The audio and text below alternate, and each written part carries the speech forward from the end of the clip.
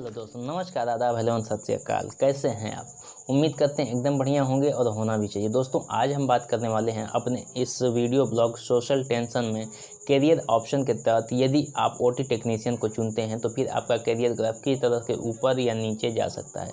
दोस्तों, medical line में बहुत सारे डिप्लोमा कोर्सेस हैं, रेडियोलॉजी से संबंधित, फिर डायलिसिस से संबंधित, नर्सिंग से संबंधित, मतलब एक से बढ़ के एक कोर्सेस हैं। लेकिन यदि आप ओटी टेक्नीशियन के तौर पर चुनते हो अपने करियर को तो फिर क्या होगा। ओटी टेक्नीशियन एक ऐसा डिप्लोमा धारक या डिग्री धारक होता है जो सर्जन के नीचे रह के अपने काम को अंजाम देता है। ओटी टेक्नीशियन बनने के लिए आपको 12वीं पास होना चाहिए। पहले तो बायो मस्ट था, बायो से ही होना था, लेकिन अब जो है कि नियम कुछ बदले गए हैं, तो अब इंटर यदि आप मैथ से भी किए रहोगे तो ओटी टेक्नीशियन का कोर्स चुन सकते हो। ओटी टेक्नीशियन चुनने के लिए यदि आप 2 साल में चुनते हो तो डिप्लोमा के तौर पे OT technician, diploma in OT technician के तौर पे आप चुन सकते हो। डिप्लोमा 2 साल का होता है और बीएससी इन ओटी टेक्नीशियन 3 साल का होता है। यदि आप अच्छे कॉलेज से कर रहे हो तो उसके बाद भी 6 महीने की या 3 महीने की या 4 महीने की ट्रेनिंग देने के बाद आपको छोड़ा जाएगा। उसके बाद आते हैं, इसमें हम थोड़ा सा फ़ीस की भी जानकारी ले लेते हैं। यदि हम बात करें फ़ीस की तो प्राइवेट सेक्टर्स में निश्चित गिने चुने जो है सीट होते हैं जो उनके मिलते हैं, 30 सीट, 35 सीट या फिर उससे भी थोड़ा कम ही हो सकता है। तो ये उसको इतने हार्ड तरीके से मतलब वो करते हैं कि एक बच्चे से देखा जाए तो 70-80 हज़ार सालाना से लेकर के लगभग 1.5 लाख सालाना तक की फ़ीस वसूलते हैं और उसके बाद आपके हाथ में डिप्लोमा पकड़ा दिया जाता है।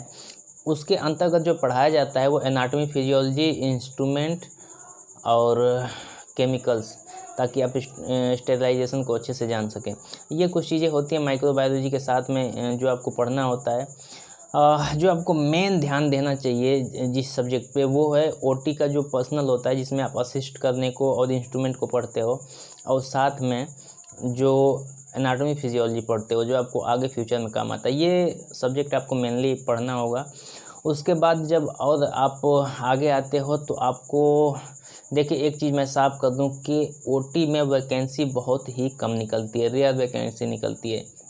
मतलब साल में 4-5 और कितने बांटी जा रही हैं डिग्रियां या डिप्लोमा, साल में एक एक कॉलेज से 30-30, 35, यानी कि जानबूझ के ऐसा लग रहा है लंगर लगाया जा रहा है, आ जाओ आ जाओ आ जाओ, पत्तल बिछाया जाता है लेकिन रोटी एक भी नहीं डाली जा रही है। तो ये हालात हैं। मैं तो कहूँगा कि आप सोच समझ के चुनिएगा। अब सब कुछ देखते समझते यदि आपने ओटी का कोर्स चुन लिया है तो उसके बाद का करियर कैसा रहेगा। दोस्तों, सबसे पहले आपको मैं बता दूं कि जितने भी मतलब वैकेंसी निकलती हैं, बहुत बाई चांस ऐसा होता है कि फ्रेशर के लिए निकलती हैं, नहीं तो एक्सपीरियंस वालों को लिए ही निकलती हैं। और एक्सपीरियंस लेने के लिए आपको गवर्नमेंट अपने पास तो रखेगी नहीं, प्राइवेट सेक्टर में घुसना होगा। आपके पास डिप्लोमा डिग्री कुछ भी हो, प्राइवेट सेक्टर में घुसते ही आपको सैलरी के तौर पे अगर कहा जाए तो आपके मुंह पे तमाचा जड़ दिया जाएगा। प्राइवेट सेक्टर वालों ने एकदम से मतलब क्या बताऊं, बगिया उधेड़ रखी है। आपको पहले जो है जब स्टार्ट में ये कोर्स आया था उस दौरान ऐसा था कि ऑपरेशन सुबह में या शाम में रखे जाते थे, यानी कि 4 घंटे की जो है कि जॉब होती थी। लेकिन इसको बढ़ा के न सिर्फ 6 घंटे किया गया बल्कि 6 से 8 घंटे किया गया, और बहुत सारे जगहों पे ये 12 घंटे लिया जा रहा है, यानी कि टोटल ज्यादती हो रही है।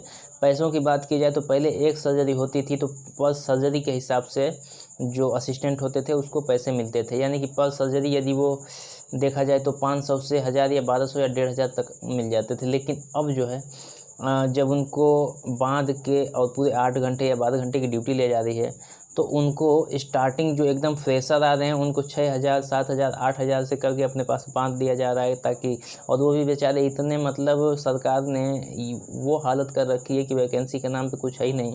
तो कुछ ना होने से कुछ होना बेहतर होता है, इसलिए मेरे सामने ऐसे बहुत सारे ऐसे फ्रेशर्स आए हैं जो 6000, 8000 पे जॉब कर रहे हैं, और उससे भी कम, यानी कि मैंने तो देखा कुछ लोग 5000 पे भी कर रहे हैं। यार मतलब दयनीयता की एक वो होती है, सीमा होती है, लेकिन उस सीमा भी लोग लांघ चुके हैं।